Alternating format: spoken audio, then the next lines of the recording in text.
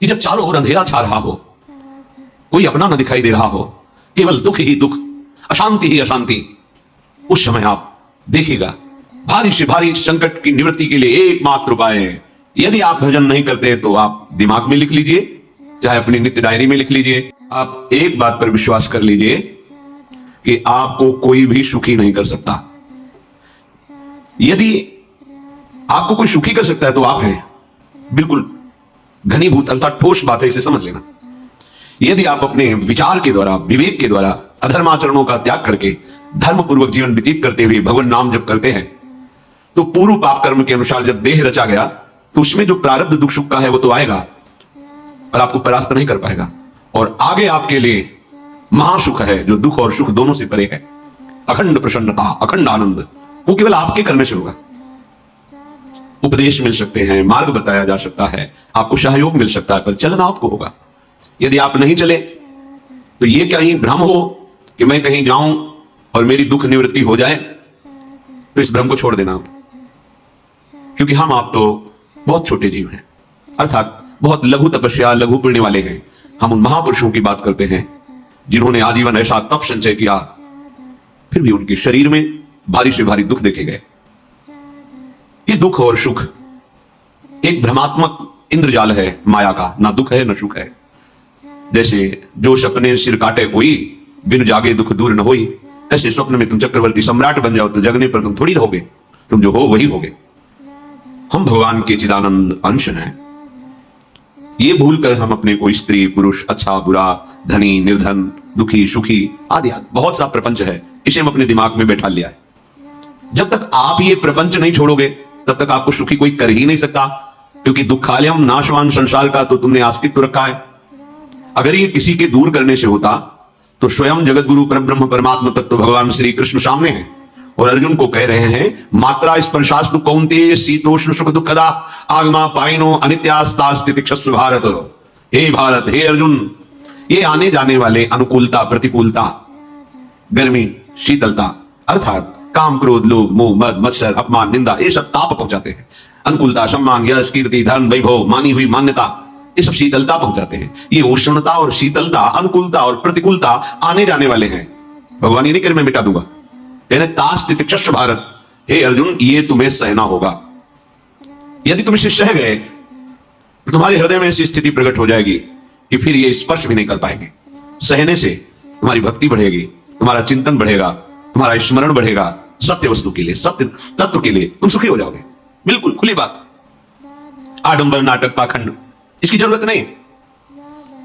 प्राकृतिक भोगों में सुख बुद्धि, देहाभिमान, विद्यारूप महत्वकुल धन यौवन अभिमान, यही तुम्हारे दुख का मूल है और ये कोई दूसरा नहीं हटा सकता। ये तुम्हें अपने विवेक सत्संग से प्राप्त हुई विवेक के द्वारा, शास्त्र स्वाध्याय से प्राप्त हुई विवेक के द्वारा इसे तुम्हें त्यागना है। दुख तुम पकड़े हो तो छुड़ा कौन सकता है? छुड़ाना तो आपको ही पड़ेगा।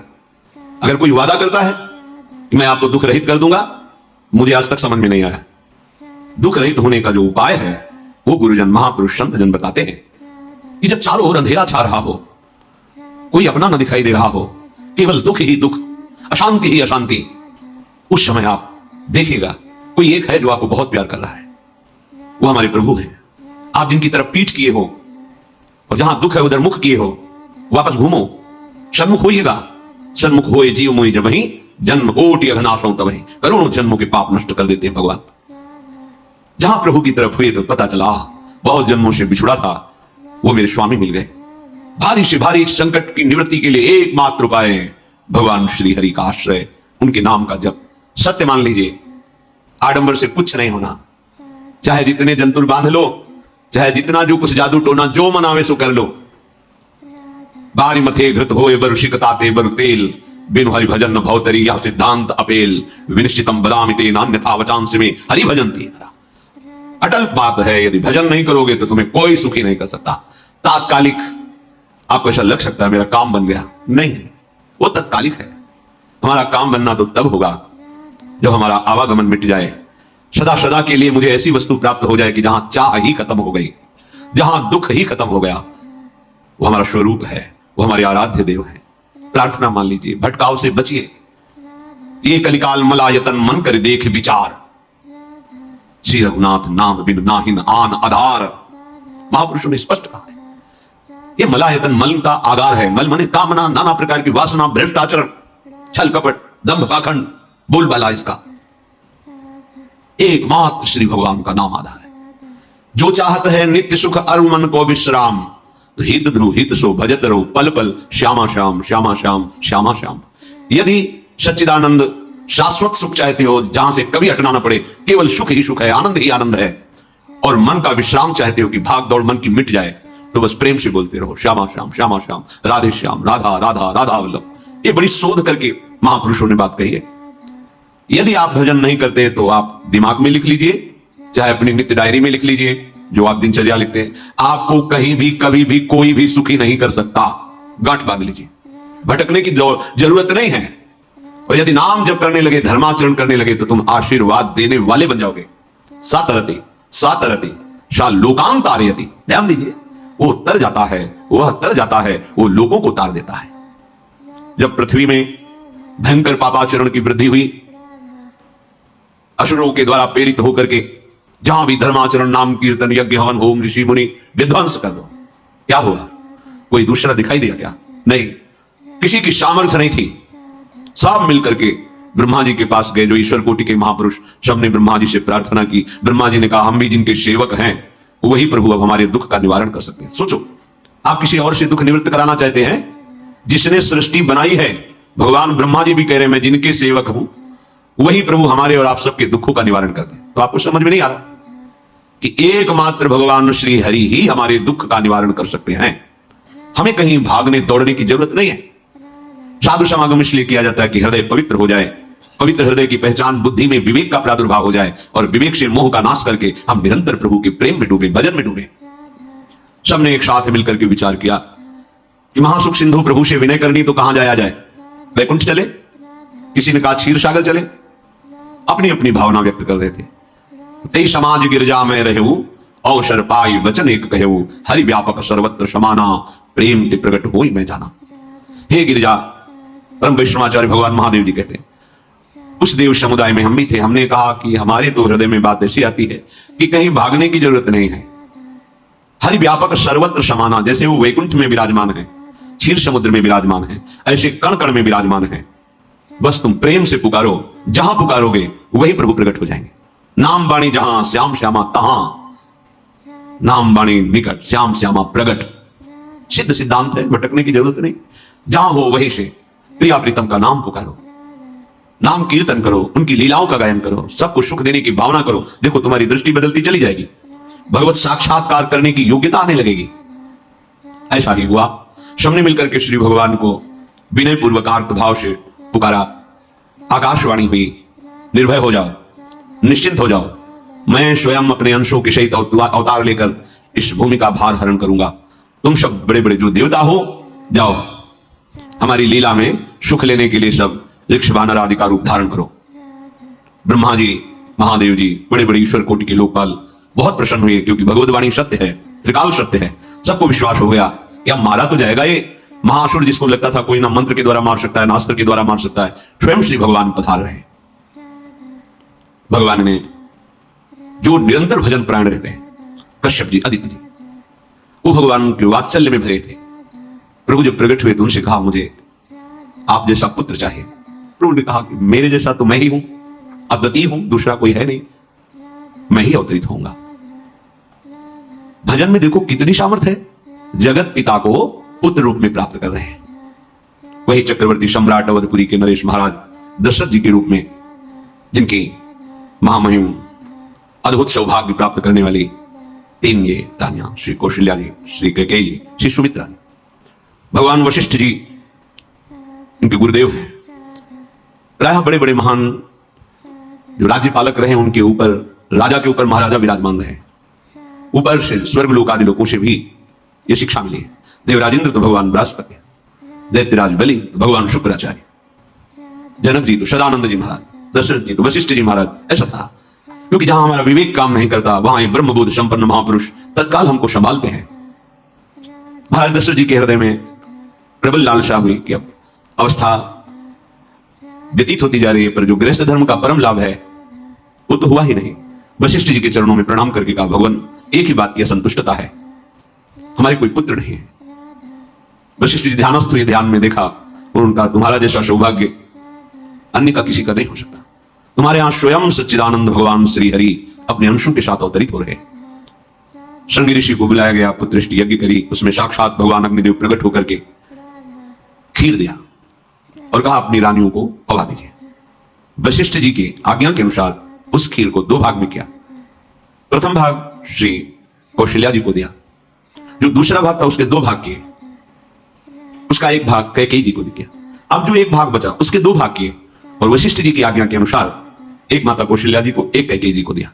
उन्होंने अपने हाथ से सुमित्रा जी को दिया, तो सुमित्रा जी के गर्भ से लक्ष्मण और शत्रुघ्न, कौशल्या जी ने जो भाग दिया श्री लक्ष्मण जी प्रकट हुए, जो रामचरण अनुरागी, अद्भुत अद्भुत हरि प्रेमी। शत्रुघ्न जी भरत चरणों का आश्रय लिए हुए राम जी का सेवन करते।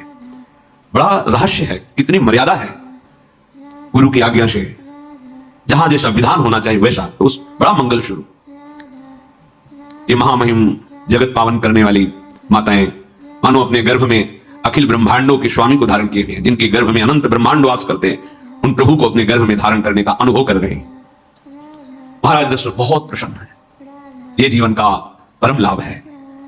प्रभु हमारे कोई हो, माता पिता भाई बंधु सखा पति प्रीतम पुत्र, कुछ भी, ये तो ऐसे करुणा में कोई भाव रख लो और गाढ़ भाव कर लो तो आपको अनुभव कराने लगेंगे। जिस भाव से आप देखोगे कैसा सुख महाराज दशरथ जी को हो रहा होगा, जिनको गुरुदेव से पता है कि स्वयं भगवान पधार रहे। प्रतिपल इनके दर्शन करके कौशल्या जी, कैकेयी जी, सुमित्रा जी के प्रेम पुलकित रहते हैं। दशरथ जी, अहो भाग्य, साक्षात भगवान पधार रहे। समय व्यतीत हुआ, जोग लगन गृह बार तिथि सकल भय अनुकूल, चर अरु अचर हर्ष जुत राम जन्म सुख मूल। ठीक योग लगन ग्रह वार तिथि सब अनुकूल हो गई। कब? जिसके हृदय में प्रभु का प्रकाश हो जाता है, जो प्रभु के भजन में रहता है, तो योग लगन ग्रह वार तिथि नक्षत्र सब अनुकूल हो जाते हैं। जो पे कृष्ण चरण मन अर्पित तो करिए का नवग्रह रंग। 7 ग्रह नक्षत्र वार तिथि, ये जितने भी विघ्न कारक या शुभ कारक है, ये सब शासन में रहते हैं जिसके हृदय में भगवान नाम चल। जितने विनायक शुभ अशुभ, ये विघ्न करे नहीं कोई, क्योंकि भगवान का नाम चल रहा है, हृदय में भगवान प्रकाशित हो गए हैं, परमानंद अनुभव होता है। ऐसे भगवान जगत में प्रकट हो रहे। ये तो कभी कभी अवतार होता है, पर ये अवतार होता ही रहता है। भगत के हृदय रूपी महल में अवतार होता रहता है। जो निरंतर भगवत चिंतन परायण अपने अहम को भगवान के चरणों में समर्पित किया, तो भय प्रकट कृपाला, ये हृदय में प्रकाशित हो जाते हैं। हृदय में ही दिव्य वृंदावन प्रिया प्रीतम दिव्य लीला। चैत्र का महीना, 9वीं तिथि, शुक्ल पक्ष, अभिजीत मुहूर्त, ठीक दोपहर का समय 12 बजे, सब लोगों को परमानंद प्रदान करने वाले प्रभु पधारे।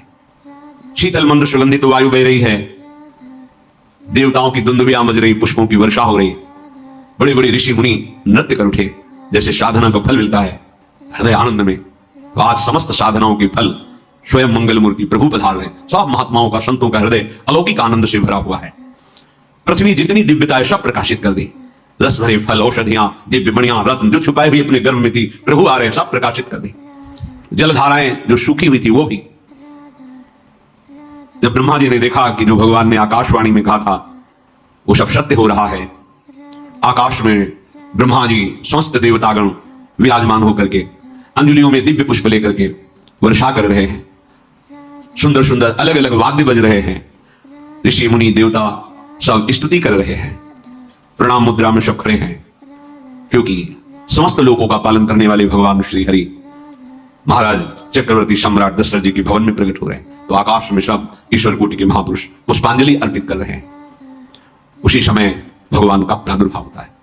भगवान कभी गर्भ से नहीं प्रकट होते, लीला होती है, ऐसा अनुभव होता है गर्भ है, पर पहले भगवान भगवान के रूप में प्रकट होते ना, फिर वो बालक बन जाते हैं। कभी ऐसा कहीं नहीं मिला, अनुभव होता है ऐसा, समय से गर्भ रहा, समय से गर्भ बढ़ा, ऐसा अनुभव होता है, पर भगवान प्रकट होते। इसीलिए भय प्रगट कृपाला दीन दयाला कौशल्या हितकारी हर्षित महतारी मुनि मनहारी अद्भुत रूप विचारी लोचन अभिरामा तनु घन श्यामा निज आयुध भुजचारी भूषण बनमाला नयन विशाला शोभा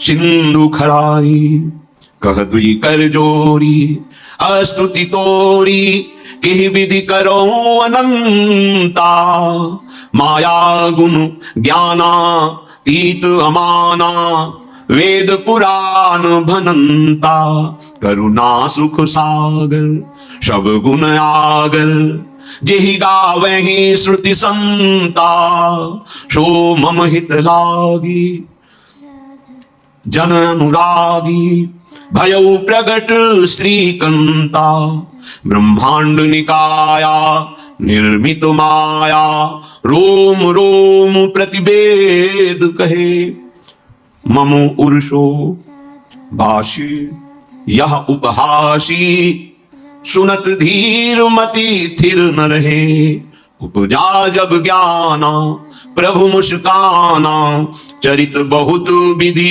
कीनि चहे कही कथा सुहाई मातु बुझाई जेहि प्रकार सुत प्रेम लहे। दिनों पर दया करने वाले, बात समझिए, बहुत तपस्या है, बहुत गुण है, बहुत बड़े साधक हो, बहुत बात अभी नहीं बनी। दिनों पर दया करने वाले। अगर हमारा भजन साधन बन रहा है, हमें भगवत चर्चा कथन श्रवण का सौभाग्य, धाम नाम रूप लीला, ये मेरे प्रभु की हेतु की कृपा है। आप एक बार भी राधा नहीं बोल सकते, कृष्ण नहीं बोल सकते, एक मिनट भी आप नहीं आ सकते, ये केवल मेरी लाडली की कृपा है। हृदय में किंचन मात्र गर्व नहीं, अभिमान नहीं। वो हमारे भगवान को बहुत प्यारा होता है, प्रियालाल को बहुत लाडला होता है। हमें प्रभु के अगर चरणारविंद के अनुराग में डूबना है तो विवेक से देखो है क्या पास हमारे। अगर कुछ भी दिया हुआ है भौतिक आध्यात्मिक, वो सब मेरे प्रभु का दिया हुआ है, तो गर्व किस बात का, अहंकार किस बात, तो दैन्यता आ जाएगी। अज्ञान से ये अहंकार बढ़ता है, ज्ञान से इसका समन हो जाता है। चाहे भौतिक हो चाहे आध्यात्मिक हो, मेरे को सब कुछ मेरे प्रभु ने तो दिया। ध्यान देकर देखो तुम्हारी उपज क्या है, तुम भी तो उन्हीं के अंश हो। न तुमने शरीर बनाया, न संसार बनाया, तो फिर अध्यात्म तो भौतिक अध्यात्म सब कुछ मेरे प्रभु का दिया हुआ है, सब कुछ प्रभु में है, तो फिर अहंकार किस बात का, दैन्य हो जाओ। यंत्र कहे कि मैं दक्षिण की तरफ चलूंगा और यंत्र ही तुम्हें उत्तर की तरफ चलावे तो एक कदम चल नहीं सकता यंत्र, ठीक है, सही तुम हो। पर यह ज्ञान न होने के कारण अहम वृत्ति को स्वीकार करके मनमानी आचरणों में उतर गए। अब तुम्हारा यंत्री माया हुई, यंत्रारूढ़ानि मम माया। और यदि भगवद आज्ञा का पालन करते हुए भजन परायण, तो आप भगवान के हाथ के यंत्र बन जाओगे, महासुख में निमग्न हो जाओगे। जो तीनों पर सदैव दुलार करते हैं, माता कौशल्या जी को परम सुख देने वाले प्रभु प्रकट हुए। मुनियों के मन का हरण करने वाले प्रभु को सामने देख करके कौशल्या जी आनंद मगन हो गई। प्रभु कहां? सामने। आनंद क्यों मगन? नेत्रों से अश्रुधारा चल रही कौशल्या जी के। सामने देखा श्याम सुंदर विराजमान है, लोचन अभिरामा तनु घन श्यामा। ऐसी अद्भुत श्यामता त्रिभुवन में नहीं, ब्रह्मा जी की बनाई हुई नहीं कोई ऐसी श्यामता जिससे उदाहरण दिया जाए कि प्रभु के श्रीअंग की श्यामता कैसी है। वो बस संकेत के लिए चंद्रशाखा न्याय के अनुसार भले कह दे, नहीं प्राकृतिक ऐसी रचना ही नहीं है जो हमारे प्रभु की इंद्रनीलमणि श्याम मनोहर, वो है ही नहीं। वो सामने देख रहे कौशल्या जी, ये भजन का प्रभाव है। अरविंदाक्ष कमल नयन, देखते ही चित्त चुरा जाए, ऐसे नेत्र हैं प्रभु के। अजान बाहु लंबी हो जाए। और जब प्रभु जहां प्रकट होते हैं, चाहे वो कंस कारागार हो या अवधपति का महल हो, पहले वैभव से प्रकट होते हैं, ईश्वर स्वरूप, समस्त आयुध समस्त वैभव, दिव्य आभूषण बनमाला, चार भुजाएं, शोभा की समुद्र, आसुरी वृत्तियों का, भावों का, व्यक्तियों का नाश करने के लिए प्रभु प्रकट हुए। इसीलिए प्रभु से भी बढ़कर प्रभु का नाम है। वो व्यक्ति का नाश नहीं करता, वो वृत्ति का नाश करके भगवत दासत्व प्रदान कर देता है। बहुत अपार महिमा भगवान नाम की है, प्रभु के नाम की है। प्रभु प्रकट होते हैं तो दुष्टों का विनाश करते हैं, लेकिन प्रभु का नाम जिसके हृदय में प्रकट होता है, दुष्टता का नाश करके उसे जगत पावन करने वाला बना देता है। तीर्थी कुर्वन्ति तीर्थानि, वो जहां चरण रख दे उसे निष्पाप कर देता है। भूमि को, वायु को निष्पाप कर देता है, जिसकी जिह्वा पे नाम चलता है। मैया ने देखा कौशल्या जी ने जगत के स्वामी सामने विराजमान, दोनों हाथ जुड़ गए। हे अनंत, मैं कैसे आपकी स्तुति करूं? वेद पुराण सब स्तुति करते हुए हार गए, नेति नेति कहकर आपका पार नहीं पाए। माया से, गुणों से, ज्ञान से भी आप परे हैं, असीम हैं, अनंत हैं। राधा राधा राधा राधा